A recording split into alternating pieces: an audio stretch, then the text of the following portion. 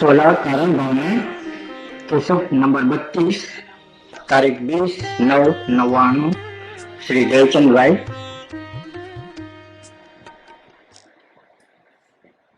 नमो अजंतानम सुखान नमो आयज्ञान नमो विद्याचार नमो लेले सर्वसाम नमो सर्वसाहाय स्वामी भूत्या चकास्त चित स्वभावाय भावाय सर्वभावन पच मंगलम भगवान वीर मंगलम गौतमोदम मंगलम कुंद कुंडालु जयं दैवस्तु मंगल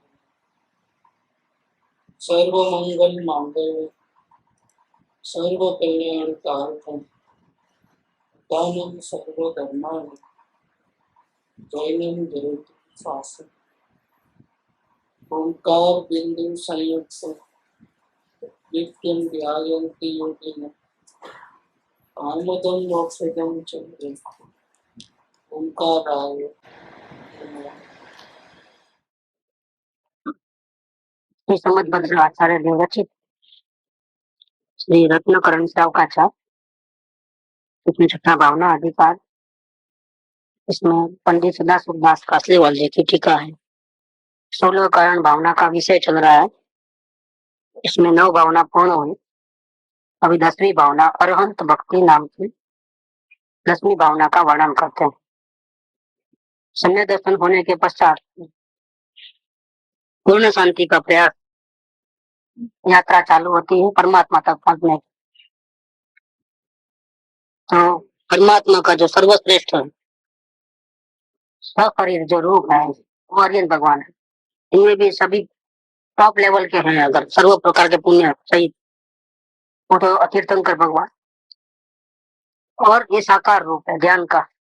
आर्यन भगवान है वो ध्यान करने का साकार रूप। सिद्ध भगवान ध्यान करने का निराकार रूप है। सिद्ध भगवान को हम देख नहीं पाते हैं कर्म चक्षु से। आर्यन भगवान को तो हम इंद्रियों से देख सकते हैं कि ये ऐसी ध्यान की अवस्था होती है और इसको पूर्ण शांति चाहिए। इसीलिए अपना जो पूर्ण आराध्य देव है जहाँ तक वो पहुंचना है अपनी मंजिल है, ऐसे आर्यन भगवान की प्रति साक्षात हो तो वो साक्षात, नहीं तो प्रतिमा रूप में उनकी भक्ति करता है। ये आर्यन भगवान की भक्ति करने से ध्यान की स्थिरता स्वयं की बढ़ती है। लाभ स्वयं का इसलिए भक्ति होता है। उनके दर्शन मात्र से आत्मस्वरूप का स्मरण वेदन आता है। बार बार वहां जाने का होता है।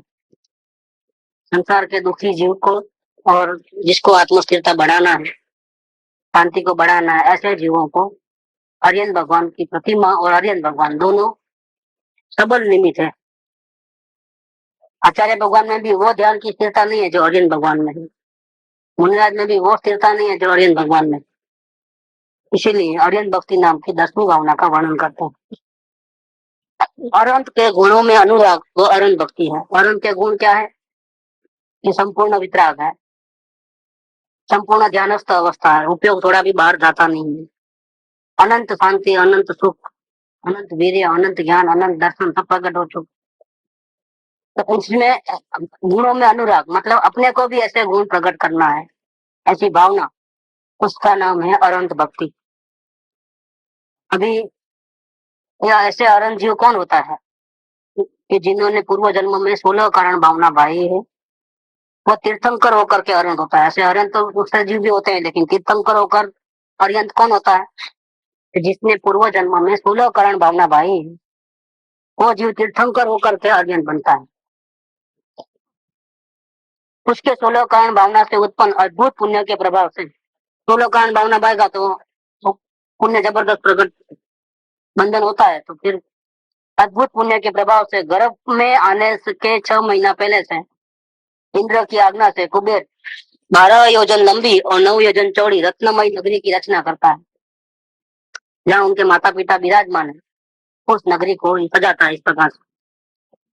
इसके मध्य में राजा के रहने के महल का वर्णन तथा नगरी की रचना, बड़े दरवाजे, कोट, खाई, परकोट इत्यादि जो कुबेर रचता है उसकी महिमा का कोई 1000 जीवाओं के द्वारा समर वर्णन करने में भी समर्थ नहीं है। मां तीर्थंकर की माता के गर्भ का शोधन रुचिक द्वीप आदि में रहने वाली 56 कुमारी देवी करती है तथा वे देवियां माता की अनेक प्रकार की सेवा करने में सावधान रहती है। गर्भ में आने के 6 महीना पहले से कुबेर प्रभात, मध्याह्न और अपराह्न एक एक काल में आकाश से 3.5 करोड़ रत्नों की वर्षा करता है।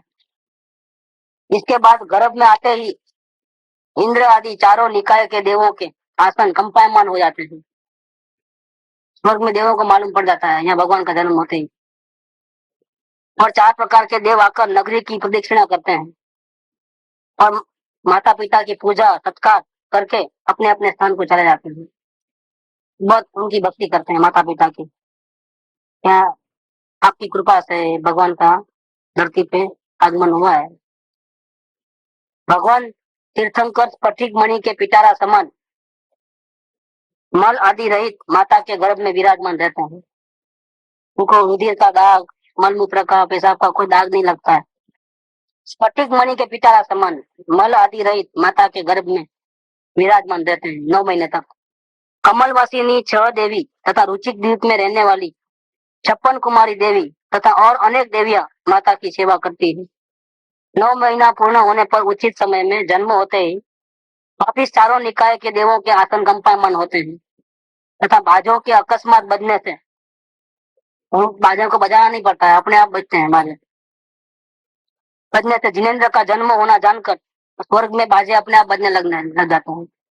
उनको मालूम पड़ जाता है कि भगवान का जन्म हुआ है। तो जिनेन्द्र का जन्म हुआ ऐसा जानकर बड़े हर्ष से सौधर्म नाम का इंद्र 1 लाख योजन प्रमाण के वैरावत हाथी के ऊपर बैठकर, वो हाथी इतना बड़ा रहता है, 1 लाख योजन प्रमाण इतना बड़ा हाथी रहता है, 7 सूंड वाला ऐरावत हाथी रहता है। उसके ऊपर बैठकर अपने सौधर्म स्वर्ग के 31वें पटल के 18वें श्रेणीबद्ध विमान से अपने असंख्य देवों के परिकर सहित, 1-2 नहीं, 1,00,000, 2,00,000, 4,00,000 करोड़, 2-4 करोड़ ऐसा नहीं, अबज बबज नहीं, कितने असंख्य देव सबको लेकर के आता है विमान में बैठकर।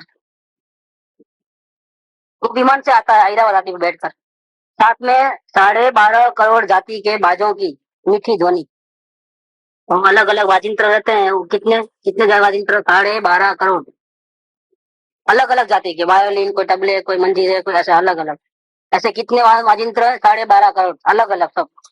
इन सबकी मीठी ध्वनि, ऐसा नहीं कि वो ताल बाल नहीं हो, तो कान में अगर बजते हैं तो हमको इतना अच्छा लगता है, ऐसा आनंद आता है। ये उनकी मीठी ध्वनि, असंख्यात देवों द्वारा किया जाने वाला जय जयकार शब्द, अनेक ध्वजा उत्सव की सामग्री तथा करोड़ों अप्सराओं का नाचते हुए उत्सव, करोड़ों गंधर्व देवों के साथ गाते हुए आता है। तो गंधर्व देव ऐसे होते हैं, देवों के कई प्रकार है, इसमें गंधर्व नाम के देव ऐसे होते हैं जैसे नहीं, ये चारण कवि भाट राजाओं के दरबार में एक गवैया रहता है, तो गीत गाते रहता है, तो जब राजा की मर्जी हो तो गीत सुनाता है और मधुर आवाज में संगीत महफिल बनी रहती है। ये गंधर्व देवों का ऐसा रहता है, उनका यही काम रहता है तो अपने गाना गा करके, जब भी ऊंचे देवों का ऑर्डर आवे तब गाना गा के उनको प्रसन्न करना। समझे अपने यहाँ पर, समझे लता मंगेशकर लोग, मोहम्मद रफी लोग, ऐसे जो अच्छे गाना गाने वाले हैं, ऐसे वहां पर गंधर्व देवों का वो सिस्टम है।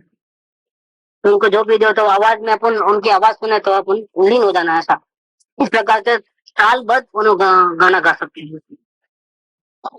तो करोड़ों अप्सराओं के नाच और करोड़ों गंधर्व देवों के साथ गाते हुए आता है, गीत गाते गाते आता है, भजन मंडली साथ में लेकर के आता है भगवान के उत्सव, जन्मोत्सव में। इंद्र का रहने का पटल यहाँ से असंख्यात योजन ऊपर तथा असंख्यात योजन ही तिर्यक दक्षिण दिशा में है। वो इंद्र कहाँ रहता है तो दक्षिण दिशा में रहता है। वहां से जम्बू द्वीप तक असंख्यात योजन उत्सव करते हुए आकर नगरी की प्रदक्षिणा देकर इंद्राणी प्रसूति गृह में जाकर, अभी सब लोग बाहर खड़े रहते हैं और जो इंद्राणी रहती है, सची इंद्राणी, वो प्रसूति गृह में जाती है जहाँ माता विराजमान है। वहाँ माता को माया द्वारा निद्रा में सुलाकर, माँ को ऐसी माया करके उसको ऐसा निद्रा में सुला देते हैं, माँ को पता ही नहीं चलता है। और वियोग के दुख के भय से अपनी देवत्व शक्ति द्वारा दूसरा बालक बनाकर वहां रखकर अपनी माया करके, क्योंकि माँ को थोड़ी भी दुख नहीं होना, अगर जाग गई और लड़का हमारे बाजू नहीं है तो तकलीफ नहीं होना। इसके लिए उसकी जगह पे सेम ऐसे ही दूसरा मायामयी बालक बना देते हैं और भगवान को उठा के लेके जाते हैं। सिस्टम है कि वियोग के दुख के भय से अपनी देवत्व शक्ति द्वारा दूसरा बालक बनाकर वहां रखकर तीर्थंकर बालक को बड़ी भक्ति से लाकर इंद्र को सौंप देती है, ला करके इंद्र को दे देते हैं। उस समय बाल तीर्थंकर को देखकर इंद्र को तृप्ति नहीं होती है, तब वह अपने 1000 नेत्र बनाता है। कितने? 2 आंख का काम नहीं, अभी 1000 नेत्र चाहिए। तो वो बालक अभी तो ध्यान अवस्था नहीं है, भगवान का बालक रूप है वो भी कैसा, अभी पैदा हुआ है ऐसा। उसका जो सुंदरता रूप वगैरह तो आप दुनिया में किधर भी नहीं रहता है, इतना सुंदर रूप रहता है, वर्ल्ड में किधर भी नहीं हो ऐसा, पूरे 3 काल 3 लोक में ऐसा रूप नहीं होता है। ये पुण्य है, 16 कारण भावना भाई है जो ये सब, ये चमत्कार क्यों हुए? बिना पुण्य के तो कुछ नहीं होते हैं, और ये जो 16 कारण भावना के जो पुण्य होते हैं वो उत्कृष्ट होते हैं, सुपर क्लास के होते हैं। तो इंद्र भी आकर के उसको गोद में लेता है और उसको देखने के लिए 1000 नेत्र बनाता है। फिर वहां ईशान आदि स्वर्गों के इंद्र, भवनवासी देवों के इंद्र, व्यंत ज्योतिषी देवों के इंद्र आदि असंख्य देव अपनी अपनी सेना वाहन परिवार सहित आते हैं। इतना स्वर्ग की पूरा स्वर्ग यहाँ उतर आया है समझ लो। तभी स्वर्ग के देव देवियां अप्सराएं सब इधर आ गए हो। सौधर्म इंद्र ऐरावत हाथी के ऊपर बैठकर भगवान मने बाल तीर्थंकर उनको गोद में लेकर गिरी सुमेरु की ओर चलता है, मेरु पर्वत की तरफ वो चलता है जाता है। वहां ईशान इंद्र छत्र लिए रहता है उस गोद में इनका, लेकिन छत्र कौन करता है? ईशान इंद्र जो होता है सौधर्म, ईशान स्वर्ग का जो बड़ा जो अधिपति है, वो दूसरे देवों को हुक्म नहीं करता कि तुम छत्र पकड़। अपने हाथ के नीचे दूसरे देव रहते हैं ना, मैं थक जाता हूँ पकड़ पकड़ से, कहते तुम पकड़ना करके, ऐसा नहीं बोलते हैं, खुद जा करके पकड़ते हैं, छत्र पकड़ते हैं। सनत कुमार और महेंद्र कुमार जो 2 देव हैं इंद्र, 2 अलग देश का, उन स्वर्ग के जो देव है सनत कुमार और महेंद्र कुमार, वो चम्बर दोहराते हैं, चामर डालते हैं। देखो ये सभी देव सम्यक दृष्टि है, जितने भी टॉप लेवल जो है सौधर्म इंद्र, सनत कुमार, महेंद्र कुमार और ईशान का जो स्वर्ग का जो इंद्र है, सभी सम्यक दृष्टि एक अवतारी है। लेकिन वो बाल तीर्थंकर भगवान की ऐसी सेवा करते हैं, चामर डोलते हैं। अन्य असंख्य देव अपने अपने नियोग के अनुसार सावधान होकर बड़े उत्सव पूर्वक मेरु गिरु के पांडुक वन में पहुंचते हैं। अपने अपने नियोग के अनुसार अपने अपने वाहन में बैठ करके सब वहां पहुंचते हैं। वहां पांडुक शिला के ऊपर अकृत्रिम सिंहासन है। अकृत्रिम सिंहासन माने क्या? कुदरत की रचना है, वहां पर किसी ने बनाया नहीं है, सिंहासन लाना नहीं पड़ता है, ऑलरेडी है वहां पर। उस पर जिनेन्द्र को विराजमान करते हैं सिंहासन के ऊपर। फिर पांडुक वन से लगाकर क्षीर समुद्र तक दोनों ओर देव पंक्तिबद्ध होकर खड़े हो जाते हैं आकाश में ऐसा। बीच में पांडुक शिला है और पांडुक वन, वहां से लेकर के आखिरी समुद्र जो क्षीर समुद्र है वहां तक सभी देव लाइन से खड़े हो जाते हैं, आमने सामने आकाश में खड़े हो जाते हैं। क्षीर समुद्र मेरु पर्वत की भूमि से कितना दूर है? 5 करोड़ 10 लाख 50,000 योजन की दूरी पर है। हिसाब किताब देखे तो चक्कर है, इतना है लंबा, दूर इतना है। दोनों ओर लाइन लगती है आकाश में, वहां से लेकर के यहाँ तक देवों की दोनों साइड में आमने सामने।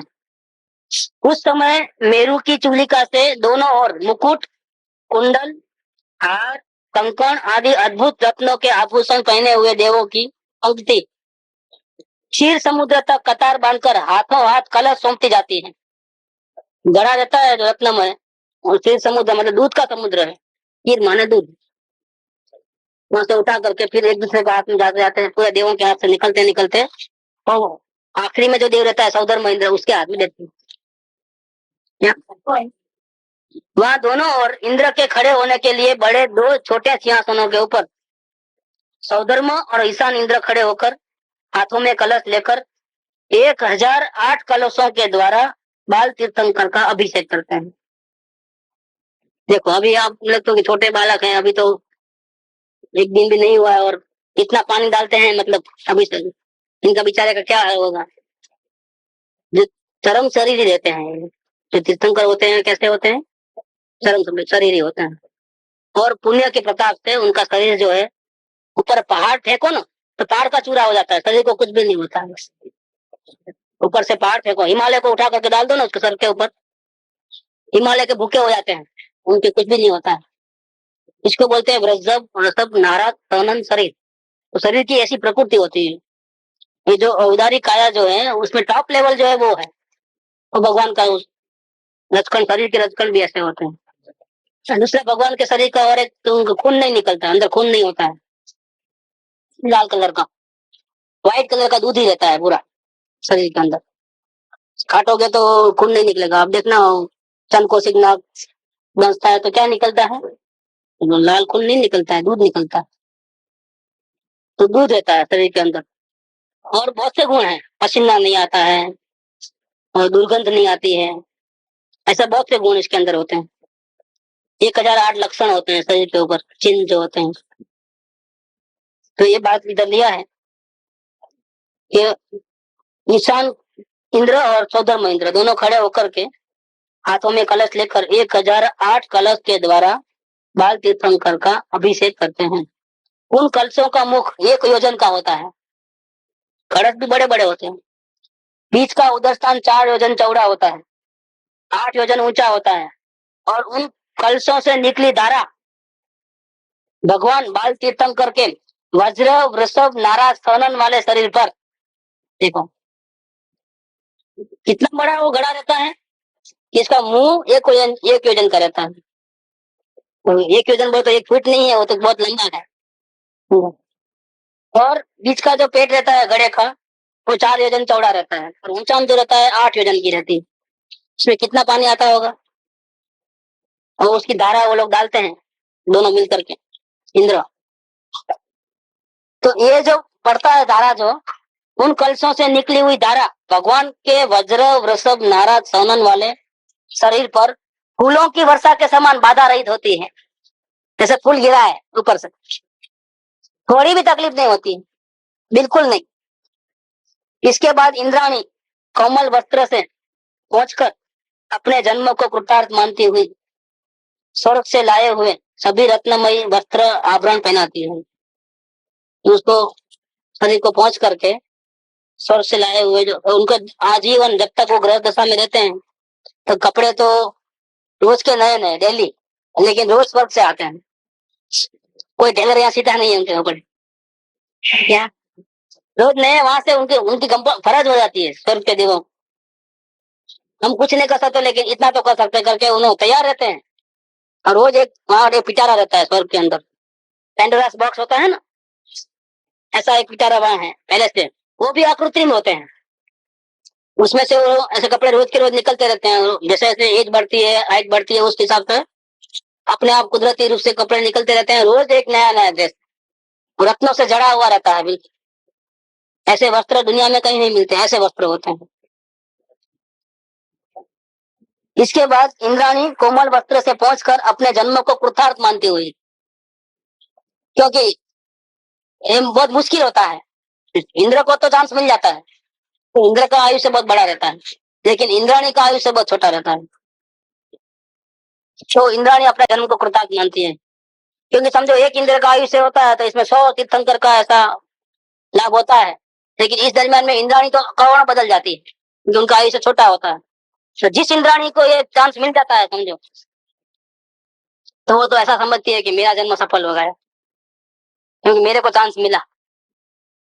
तो ऐसा वो अपने जन्म को कृतार्थ मानती हुई भगवान के अंग को पहुंच करके कोमल वस्त्र से और स्वर्ग से लाए हुए सभी रत्नमयी वस्त्र आभरण पहनाती है। वह अनेक देव अनेक उत्सव रचते हैं, जिन्हें लिखने में कोई समर्थ नहीं है। उतने नाटक चेटक, खुशी का जो वातावरण रहता है, उतना मंगल होता है पूरा प्रसंग, कि इसको लिखने हम लिख नहीं सकते।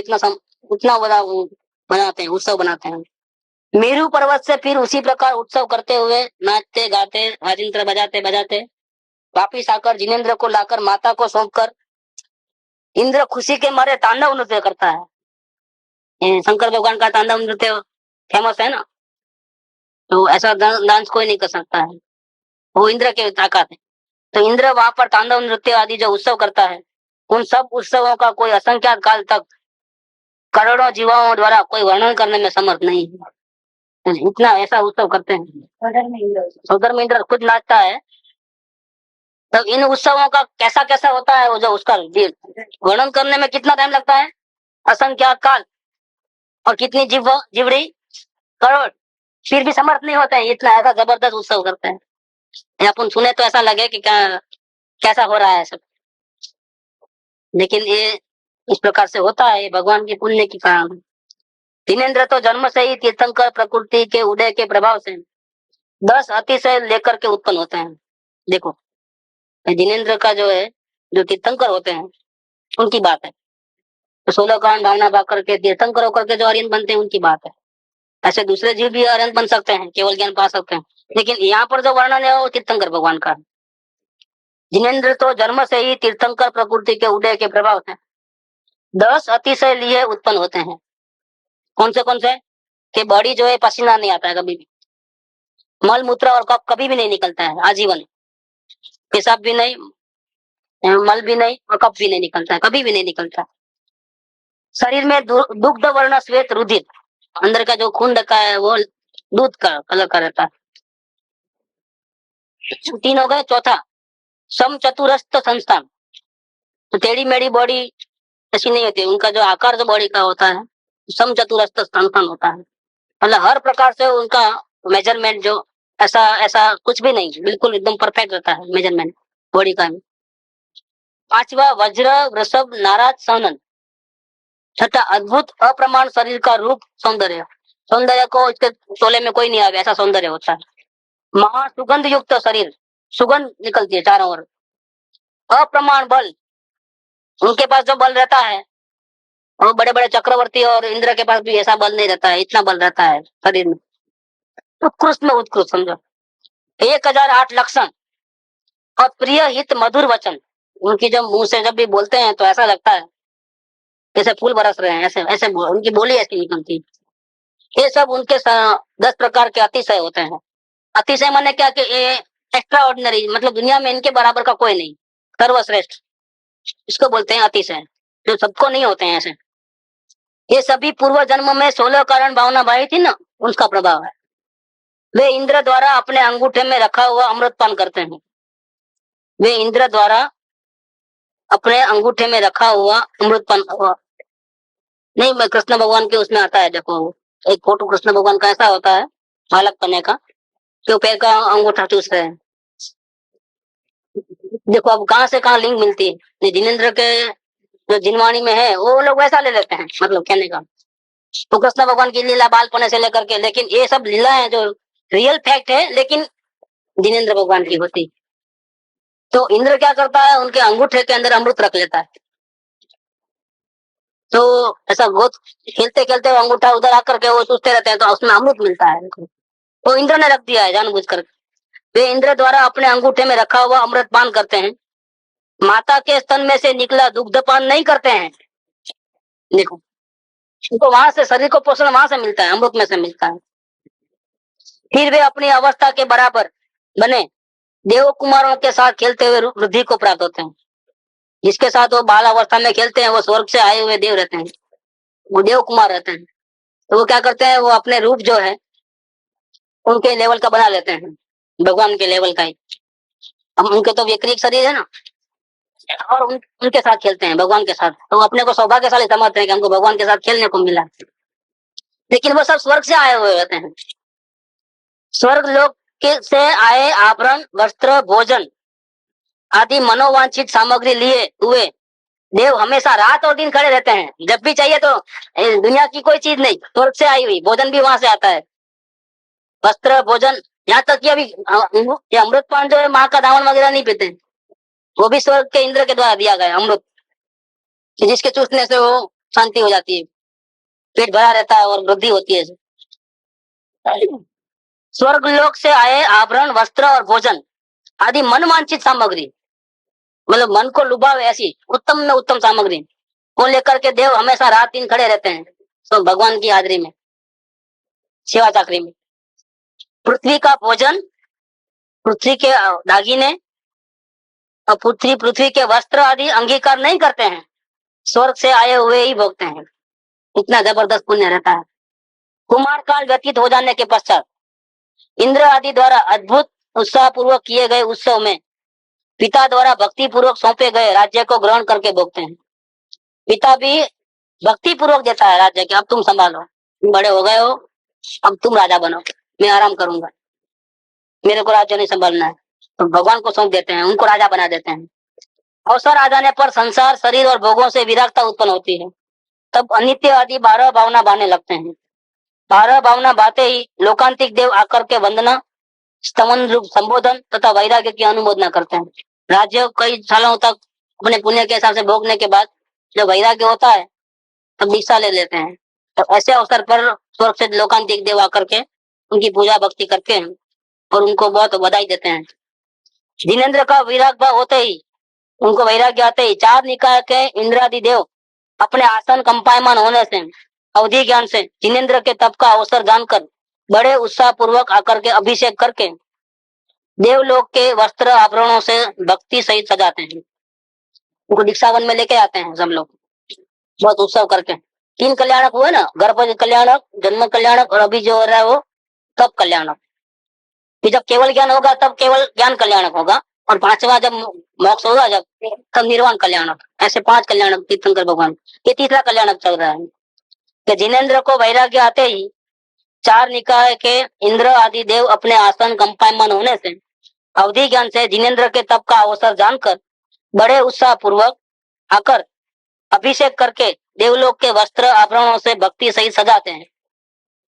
फिर रत्नमयी पालकी बनाकर उसमें जिनेन्द्र को बिठाकर अप्रमाण उत्सव तथा जय जयकार शब्द उच्चार सहित तप के योग्य वन में ले जाकर के उतारते हैं। वहां वे सभी वस्त्र आभरण त्यागते हैं, सबका त्याग कर देते हैं। देव अपने अधर में ही झेल कर अपने मस्तक पर रख लेते हैं। क्या वो जो वस्त्र उतारते हैं ना, वो देव ऐसा नीचे नहीं गिरने देते हैं, वो अपने अधर पकड़ लेते हैं, अपने सर पे रखते हैं, इतनी महिमा करते हैं। फिर वे जिनेन्द्र सिद्धों को नमस्कार करके, क्योंकि इनका कोई गुरु नहीं होता है, वही स्वयं जगत गुरु है, तो सिद्ध भगवान को नमस्कार करके पंचमुष्टि केशलोच करते हैं। 5 बार ऐसा ऐसा ऐसा 5 बार करके पूरे बाल निकाल देते हैं शरीर के, पंचमुष्टि बोलते हैं उसको। 5 बार ऐसा लेते हैं, केशलोच करते हैं। वहां केशों को उत्तम जानकर इंद्र रत्न, फिर वे जिनेन्द्र सिद्धों को नमस्कार करके, क्योंकि इनका कोई गुरु नहीं होता, वही स्वयं जगत गुरु है, तो सिद्ध भगवान को नमस्कार करके पंचमुष्टि केशलोच करते हैं। 5 बार ऐसा ऐसा ऐसा 5 बार करके पूरे बाल निकाल देते हैं शरीर को, पंचमुष्टि बोलते हैं उसको। 5 बार ऐसा लेते हैं, केशलोच करते हैं। वहां केशों को उत्तम जानकर इंद्र रत्नमय पात्र में रखकर बड़ी भक्ति से क्षीर समुद्र में फेंक देते हैं। और वहां से तिरुपति बालाजी वहां से शुरू हो गए हैं, अब कॉपी करते हैं ना सब उतारने।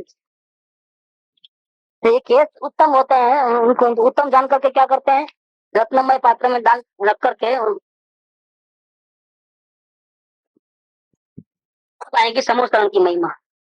कुछ काल के पश्चात तप के प्रभाव से, शुक्ल ज्ञान के प्रभाव से और क्षपक श्रेणी में घातिया कर्मों का नाश करके जिनेन्द्र केवल ज्ञान उत्पन्न करते हैं, तब उनको अरिहंत पद उत्पन्न होता है। अभी अपनी जो बात है यहाँ तक है, तो पूरा अपनी भूमिका लेकर के कैसे अरिहंत बने, कैसी पोजीशन में आकर के, अब ये अरिहंत भगवान की भक्ति करते हैं। कौन? समय दृष्टि जी। तो ये अरिहंत पद प्रकट होता है केवल ज्ञान रूपी नेत्र के द्वारा।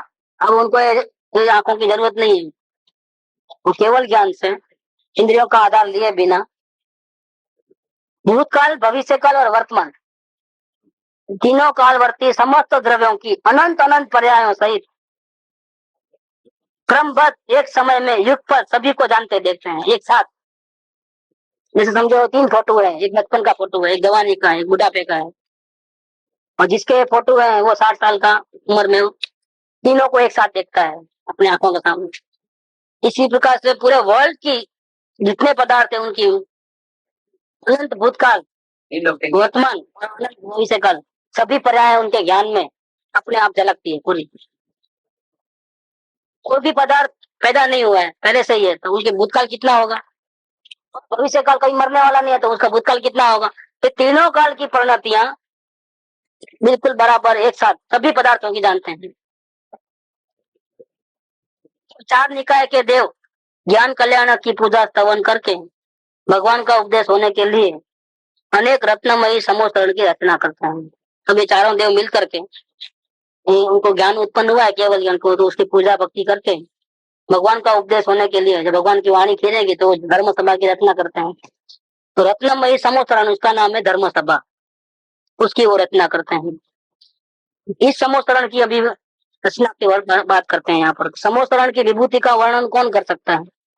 पृथ्वी से 5000 धनुष ऊंचा, मतलब 1500 फीट की हाइट करीब करीब, जिसकी 20,000 सीढ़ियां होती हैं, उसके ऊपर 12 योजन प्रमाण इंद्रनील मणिमय गोल भूमि होती है, उसके ऊपर अप्रमाण महिमा सहित समोस्तरण रचना होती है।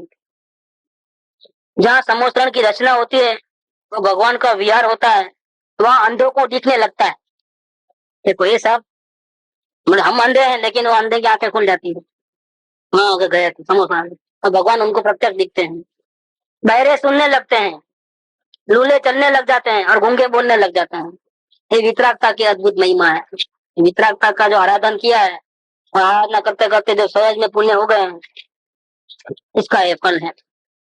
ये जो जो लोक वायका नहीं निकली है कि इनका शिरडी जाओगे तो आपके आंखों का रोशनी आ जाएगी। ये पहली बार ये चले थे कुलबाग जी, तो वहाँ के गांव वाले जो थे पूछ रहे थे कि जन्म से है कि बाद में हुए हैं। तुमने कुछ जवाब दिया तो बोले तो रोशनी आ जाएगी, क्योंकि ये कुलपाक जी की जो मूर्ति है ना वो ऐसी है, ऐसा वो लोग बोलते थे। ये लोक वायकाएं जो निकली है ना, वो लोक वायकाएं जो है बिल्कुल आप बोलोगे तो असत्य, ऐसी बात नहीं। लेकिन वो सत्य किस बारे में है? वो सत्य यहाँ पड़ा है। तो क्या है, उसको नकल करने वाले लोग जगह जगह खड़े हो जाते हैं।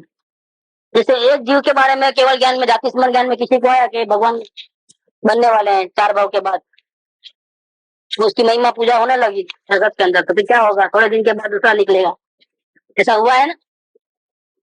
तो वो भी उस अपनी मंडली में किसी को माथा बना देता है और वो बोल देता है कि हमारे ज्ञान में ऐसा है कि हम तीर्थंकर बनने वाले हैं और वो हमारे गंधर्व बनने वाले हैं, क्या, और हम इस प्रकार से आराधना करने वाले हैं। ऐसा भी निकला है। पहले गुरुदेव की बात निकली, बाद में और एक भी तैयार हुआ था, नाम मैं नहीं लेता हूँ। वही बोलने लगे कि मैं भी तीर्थंकर का जीव हूँ और ये जो बहन है वो क्या है, ये गंधर्व होने वाले हैं और हम दोनों ऐसा जाने वाले हैं मोक्ष। कल के दिन और भी निकलेगा और नए लोग भविष्य में, वो भी अपने आप को डिक्लेयर करेगा कि मैं भी तीर्थंकर बनने वाला हूँ और ये फलाने फलाने मेरे गंधर्व हो जाने वाले और हम आगे बनने वाले। देखो ऐसा, तो ये क्या है, जो ओरिजिनल एक होते हैं, लेकिन दूसरे जो है उनकी भक्ति लोग करते हैं देख करके अपने को बुझाने के लिए, वो भी ऐसा शुरू कर देते हैं नाटक पूरा, वो सब नकल करने लग जाते हैं। ऐसी नकल में ये बातें निकली है, बाकी ओरिजिनल यहाँ है। ये अपने गीत में आता है, दर्शन देवगन श्याम नाथ मोरे अखियां प्यासी थे, तो उसमें आता है कि अंधा को देखने लग जाता है और लंगड़ा चल पहुंचे काशी रे, लंगड़ा चल करके काशी पहुंच जाता है। ऐसा सब बातें उसमें आई है भजन के अंदर। आपके दर्शन से तो बहुत कुछ हो जाता है। ऐसा तो वास्तव में समोस्तरण में जो प्रवेश करता है उसकी बात है। ये चमत्कार होता ही है इस प्रकार से।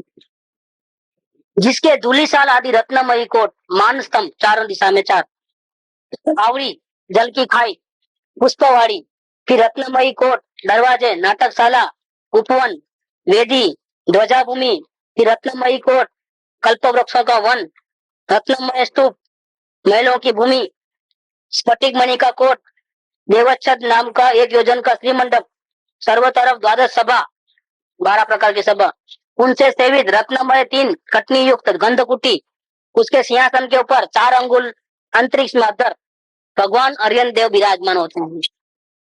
उनका मुंह पूर्व दिशा की तरफ होता है, लेकिन आप जहां से बैठोगे वहां आपका उनका मुंह दिखेगा। आपको कभी पीठ दिखाई नहीं देगी, भगवान मुंह ही दिखाई देता है। उनको अनंत ज्ञान, अनंत दर्शन, अनंत सुख, अनंत वीर्यमयी अंतरंग विभूति की महिमा कहने को 4 ज्ञान के धारी गंधर्व देव भी समर्थ नहीं। उनको जो पैदा हुआ है आत्मशक्ति जो विकसित हुई है, ये अनंत ज्ञान, अनंत दर्शन, अनंत सुख, अनंत वीर्य, ये जो प्रकट हुए अंदर की महिमा, गुण प्रकट हुए अंतरात्मा के, उनका अंतरंग विभूति का महिमा करने को लिए चार ज्ञान के धारी गंधर्व देव भी समर्थ नहीं है, तो अन्य तो कौन कर सकता है। उसमें आता है ना जिनकी महिमा, वो अपना उसमें आता है गीत अपना है ना एक, नहीं नहीं वो तो नहीं, दूसरा एक गीत, कौन सा गीत, नहीं वो नहीं, और एक तुमको पसंद आता है ना वो कल्प, नहीं, ये अपना गीत नहीं गाते महावीर स्वामी का, हाँ तो भाग्य उसमें आता है। तो गंधर्व भी उनकी महिमा नहीं कर सकते, तो हम कैसे कर सकते हैं। जिनकी महिमा चक्री भी नहीं कर सकते हैं, चक्रेश भी नहीं कर सकते, देखो आता है ये भगवान की महिमा ऐसी होती है, तो अन्य तो कौन कह सकता है। समोसरण की विभूति ही वचन के अगोचर है।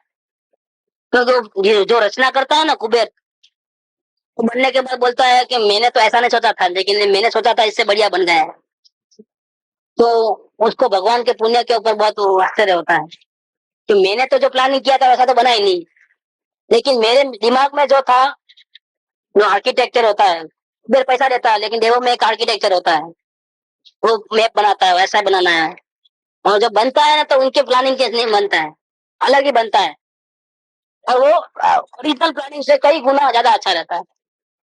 तो वो ऐसा बोलता है कि भगवान के पुण्य ही बनाए, बाकी मेरी ताकत नहीं है बनाने की, बनाया स्वयं ने है, लेकिन बोलता है कि मेरी ताकत नहीं थी, मैंने तो ऐसा सोचा था और बन गया ऐसा, तो भगवान का पुण्य है ऐसा करके बोलता है।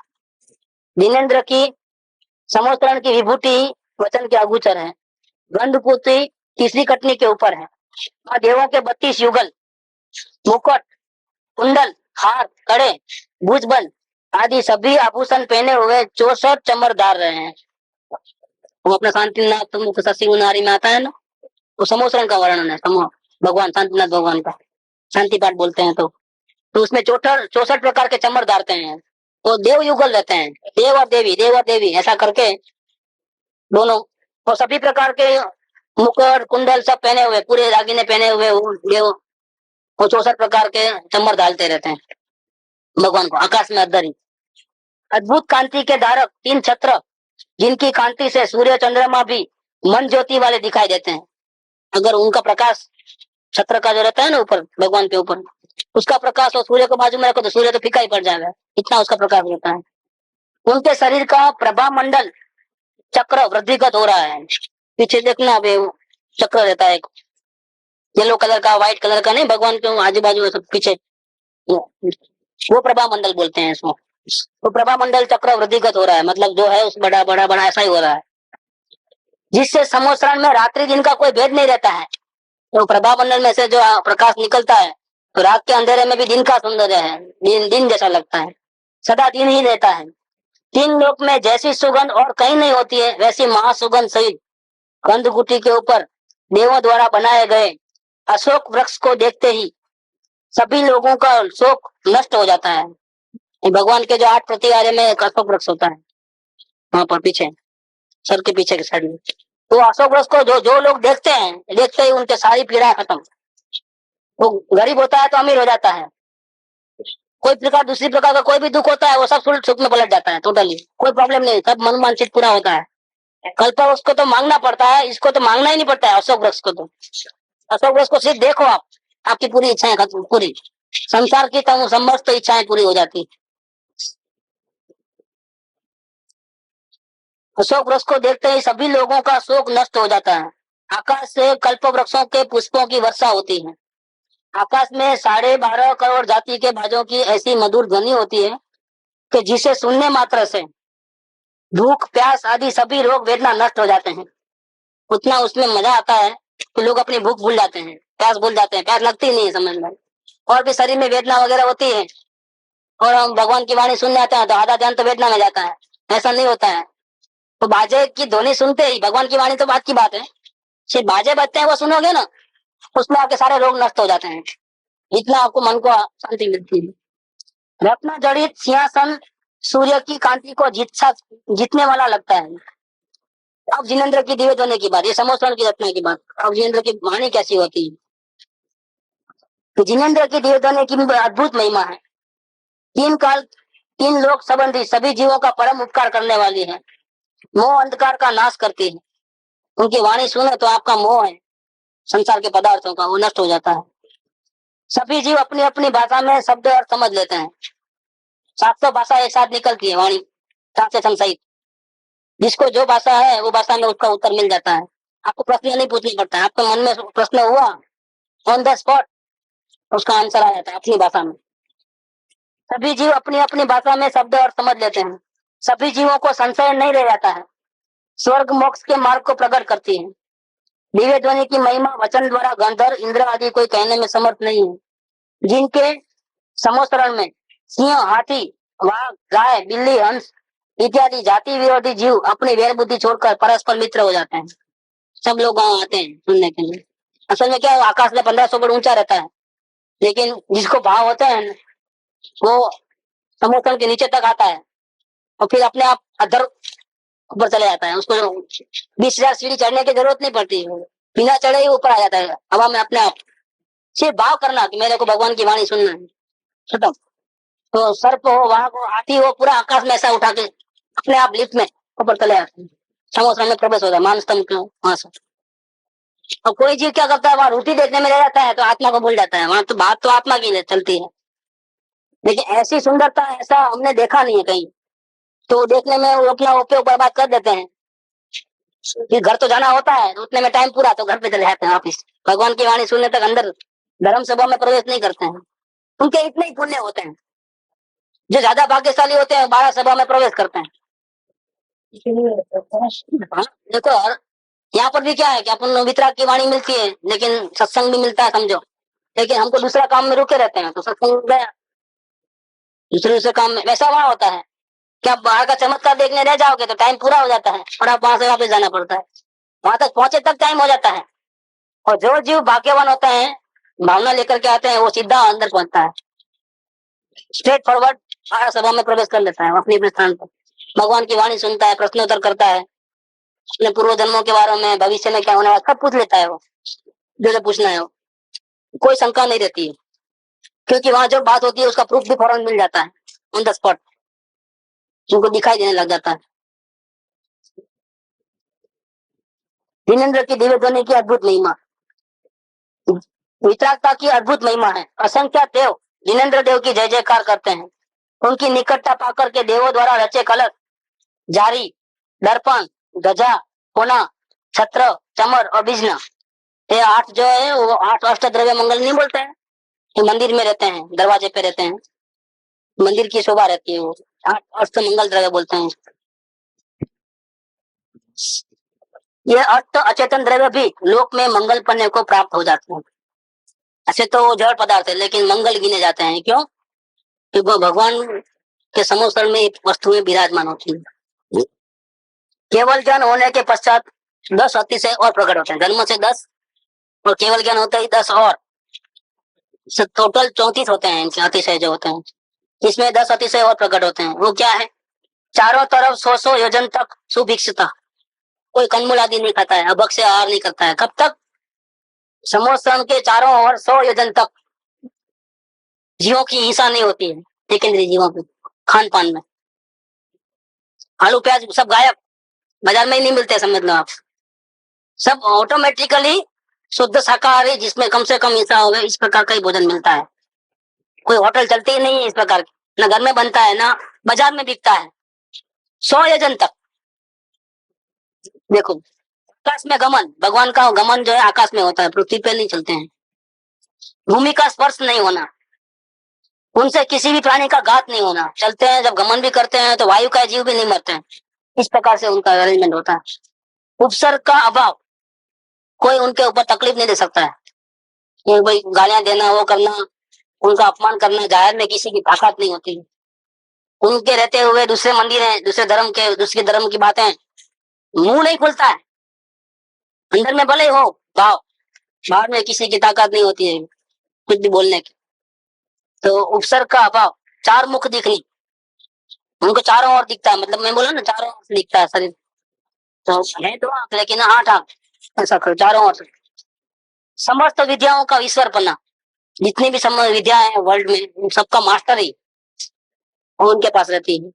छाया रहित पना, उनको जब बॉडी होती है तो उसका परछाई नहीं पड़ती है, ऐसी होती है कि वो सूर्य की किरण वगैरह जो भी होते हैं, प्रकाश आर पार निकल जाता है, छाया नहीं पड़ती। नहीं तो क्या होता है, एक ऐसी है तो पीछे प्रकाश पड़ता है तो क्या होता है, पीछे छाया पड़ती है, लेकिन प्रकाश आर पार निकल जाता है बॉडी में से।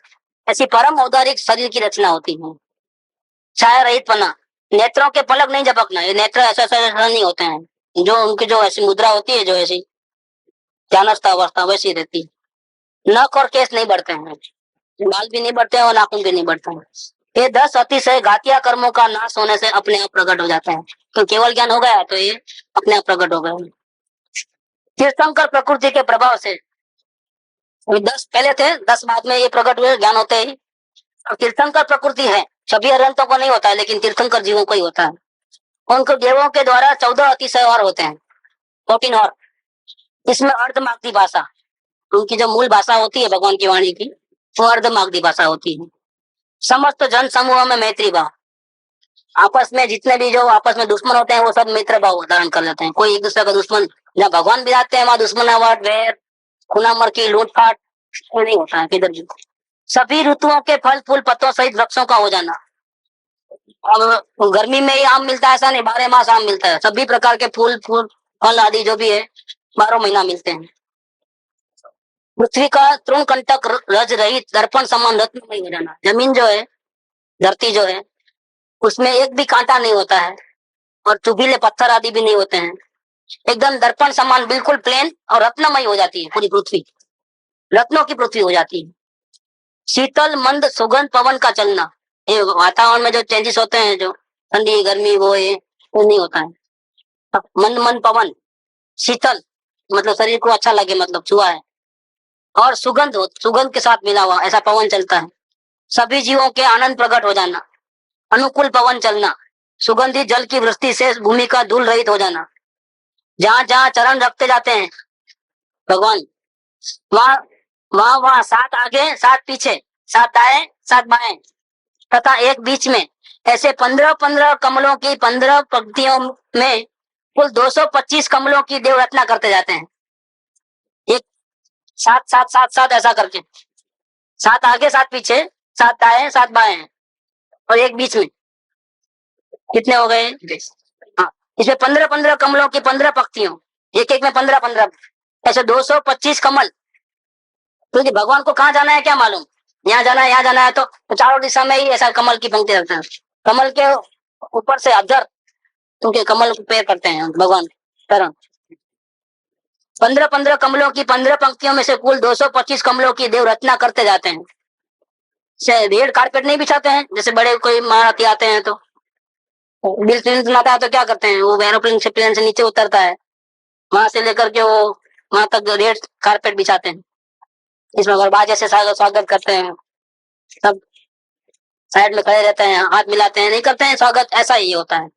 भगवान चलने लगे तो 15 कमलों की रचना हो जाती है। आकाश ऊपर निर्मल हो जाता है, दिशाएं चारों तरफ निर्मल हो जाती है। चारों निकाय के देव जय जयकार शब्द बोलते हैं।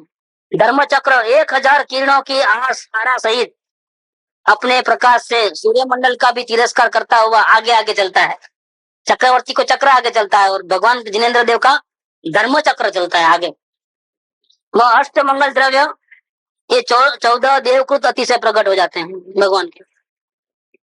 अब भगवान के दूसरे जो दुख दूर होते हैं उनकी बात देखो, ये हरिजन भगवान में और अन्य जो जगत के जो देव देवियां हैं उनमें क्या अंतर है, वो यहाँ से मालूम पड़ता है।